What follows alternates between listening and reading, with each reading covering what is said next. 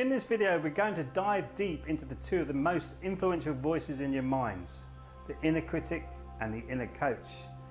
Peter here, I'm a self-image coach with over 20 years experience in the mind, body, spirit world.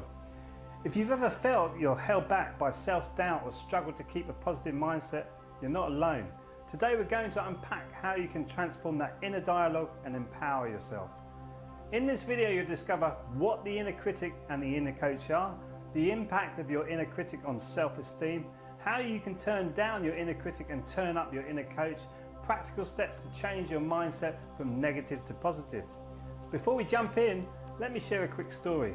When making the transition from professional musician to professional coach and Qigong instructor, I was hung up on perfectionism. I had managed to conquer it when becoming a musician, even though it took me years. And then, when I started my new career path, I could feel it creeping in again. I worked on this negative voice telling me that you're not good enough and that you're going to fail. I worked really hard and went on many courses to learn all about the mind and the spirit, and then started the Bright Beings Academy. I've never looked back since because of the countless people I've helped. Let's look into what I did and how this can help you. Don't forget to stay to the end. I do have a free resource you may well be interested in. The first point really is identifying the inner critic. The inner critic is that harsh voice in your head that focuses on your faults and failures. It tells you that you're not good enough, smart enough, or capable enough. This negative self-talk can significantly impact your self-esteem and confidence. Often, the inner critic stems from early experiences like criticism from caregivers or authority figures during childhood. It's important to recognize this voice for what it is. The inner critic is rooted in fear and insecurity, and it thrives on cognitive distortions. Things like catastrophizing, labeling, and black and white thinking. I used to be hung up for years with the inner critic being the loudest voice in my head. Although I seemed to be good at anything I put my hand to, in a moderate way of course, the voice used to kick in and it would put me into fear of failure, and therefore I would fail. My energy was going towards the fear, and therefore I would manifest that in my life. This was particularly obvious with my relationships. Just as I thought a relationship was going well, I would do something to sabotage that. The next point is introducing the inner coach. On the flip side, the inner coach is your inner ally, the voice that's encouraging, supportive, and solution orientated.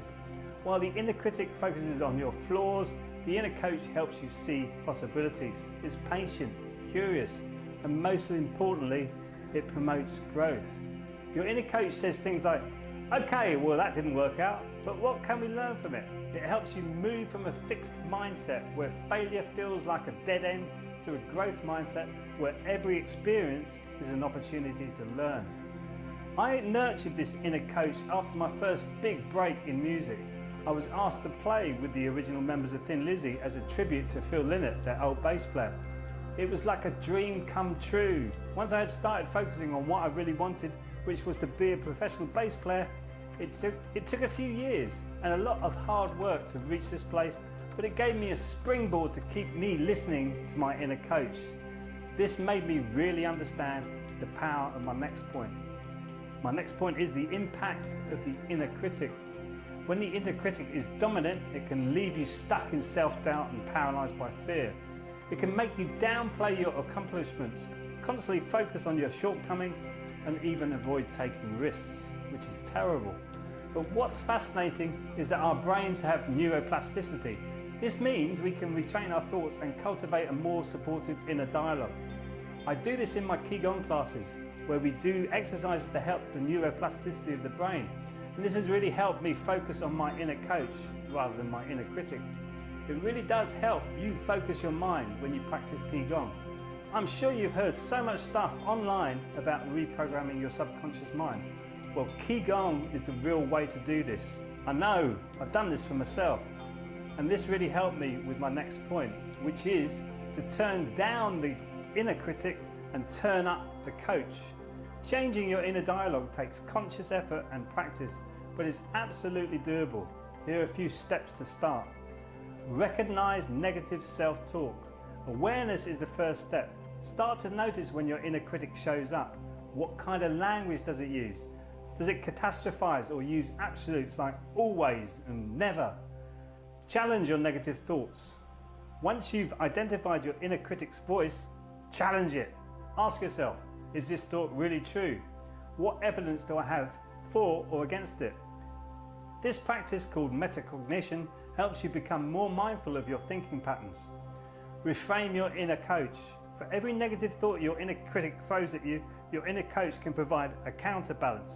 If your inner critic says, "I can't do this," your inner coach responds with, "I can't do this yet, but I'm learning."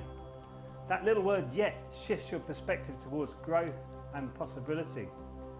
Practice positive affirmations. Write down positive statements and repeat them regularly. It might feel a bit odd at first, but this reprograms your mind to think more encouragingly. Channel positive influences. Think of someone in your life who has been a positive influence, a mentor, a loved one, or even a fictional character. What would they say to you in challenging situations? Use their voice to strengthen your inner coach. And I can always talk about the power of breathwork and external support. Sometimes quietening the inner critic requires more than just mental exercises. Practices like breathwork can help calm your mind and center your thoughts, making it easier to hear your inner coach. I teach breathwork in the Bright Bees Academy, which can really help you quieten the mind. I also teach the elderly in my Qigong classes, and one of my students said recently that this has been the first time in her life that she has been able to sit quietly. And she was in her 70s. It's never too late to start and quieten the mind. And remember, you don't have to do this alone. Coaching can be incredibly helpful in shifting ingrained negative thought patterns. By working with a professional like me, you can build a stronger relationship with your inner coach and silence that critical voice for good. The next point is the importance of self-friendship. Lastly, it's all about developing a positive relationship with yourself. Be your own best friend. This means taking time to explore your strengths, set achievable goals, and celebrate your wins. It also means practicing self-care and self-compassion daily. When you treat yourself with kindness and recognize your self-worth, you start to replace negativity with positivity. If you really want to increase the power of your inner coach, I have something that is free and amazing. If you click the link below, it will take you to my free self-image webinar. This will take you through the steps I went through to silence my inner critic and listen to my inner coach. So if you're ready to start the journey of transformation, click the link below and learn more about how you can work with me. So many of my clients have already made this shift. You can too. And if your inner critic is telling you, no, don't listen to him, watch this video next and learn how to silence your inner critic. Remember, the more you practice tuning into your inner coach, the stronger it becomes. Your thoughts shape your reality, so choose thoughts that empower and uplift. I look forward to connecting with you again soon. Till then, be well and keep shining.